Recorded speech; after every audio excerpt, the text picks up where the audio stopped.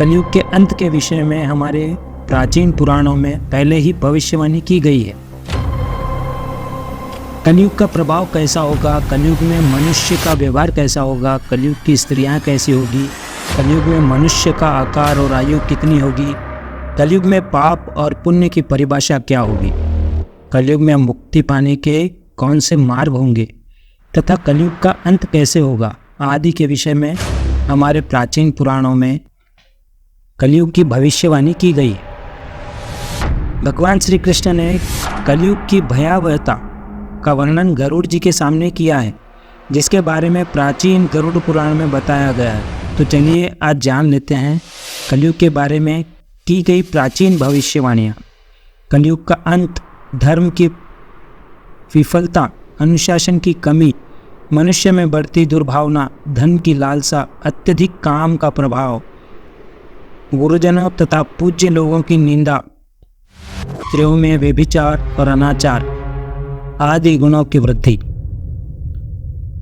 लोगों में आध्यात्म की कमी आदि प्रकार के लक्षणों से कलयुग की पहचान होती है।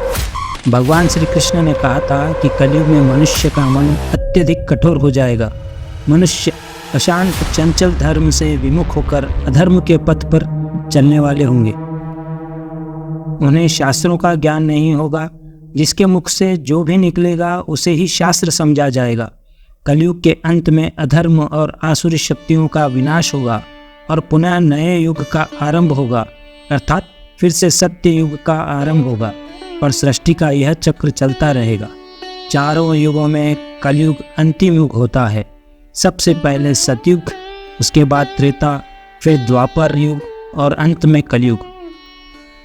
महाभारत के युद्ध के पश्चात कलयुग का आगमन पृथ्वी पर हुआ था। यह युग धार्मिक और आध्यात्मिक स्थिति में सबसे कम प्रगति करने वाला माना जाता है।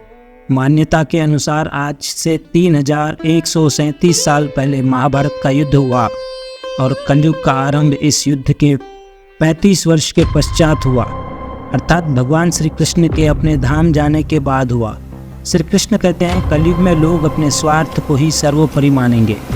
धर्म का त्याग करके पैसा और सिर्फ पैसे को ही पाने का उद्देश्य रह जाएगा। धर्म में विश्वास न होने के कारण लोग अन्यायपूर्वक आचरण करेंगे। यदि हम आज के समय में देखें तो पाप इतना बढ़ चुका है, मानो ऐसा लगता है कलयुग का अंत अब निकट आ चुका है। लेकिन कुछ विद्वानों के अनुसार यह तो बस शुरुआत है। आगे कलयुग और भी भयानक रूप लेने वाला है। कलयुग के उस भयानक रूप को देखने की क्षमता आज के मनुष्यों के अंदर नहीं है। जब कलयुग का अंत समय निकट आएगा तो ऐसी ऐसी भयानक चीज़ें दिखाई पड़ेगी। मनुष्य का रूप इतना विकृत और भयानक हो जाएगा कि वह मनुष्य कम पिशाच ज़्यादा दिखाई देंगे। तो आइए जानते हैं गरुड़ पुराण में कलयुग के अंत के विषय के बारे में क्या कैसे होगा कहा गया है। गरुड़ पुराण के अनुसार एक बार गरुड़ जी ने भगवान श्री कृष्ण से पूछा, हे प्रभु, चारों युग में कलयुग को ही सबसे भयंकर और दुख कारक माना गया है। इस कलयुग का अंत कैसे होगा और कलयुग का अंत समय निकट आने पर कौन कौन से संकेत दिखाई देंगे।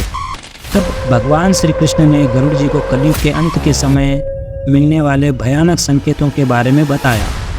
जब पृथ्वी पर चारों तरफ से ऐसे संकेत दिखाई दे तो मनुष्य को समझ जाना चाहिए कि कलयुग का अंत निकट आ चुका है और अब सृष्टि का अंत प्रलय से होगा। सबसे पहला संकेत भगवान श्री कृष्ण के अनुसार कलयुग का अंत समय निकट आने पर मनुष्य की आयु घटकर केवल 20 वर्ष की ही शेष रह जाएगी।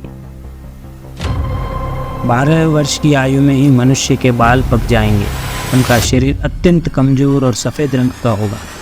कलयुग में स्त्री 8 या 9 वर्ष की आयु में ही संतान को जन्म देगी। कलयुग की औरतें बहुत तीक्ष्ण और छोटे शरीर वाली होंगी, लेकिन अधिक भोजन करने वाली मंदभाग्य होगी। कलयुगी स्त्री कम संतान को उत्पन्न करने वाली और अत्यंत क्रोधी स्वभाव की होगी।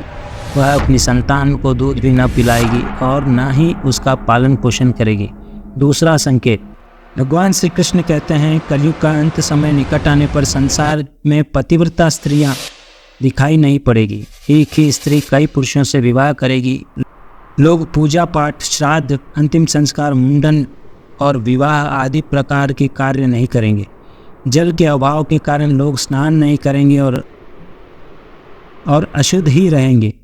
कलयुग के अंत में लोग केवल मांसाहार ही करेंगे और कोई भी सात्विक आहार नहीं करेगा।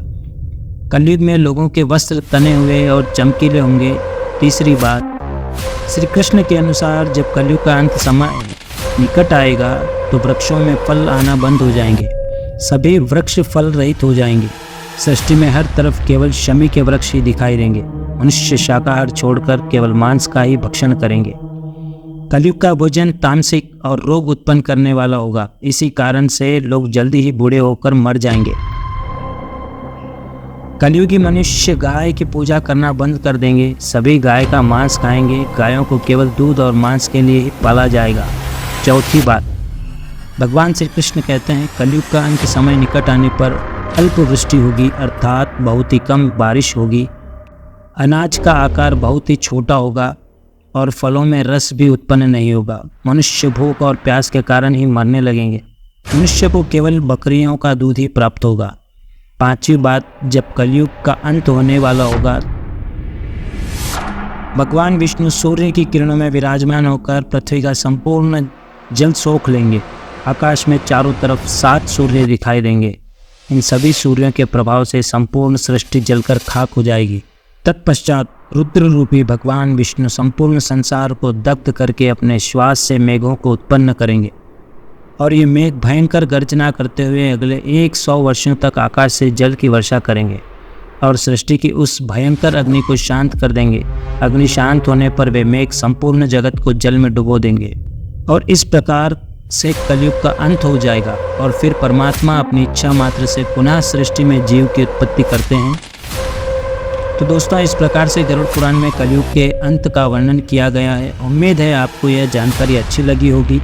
वीडियो को लाइक जरूर करें, साथ ही चैनल को सब्सक्राइब करना ना भूलें।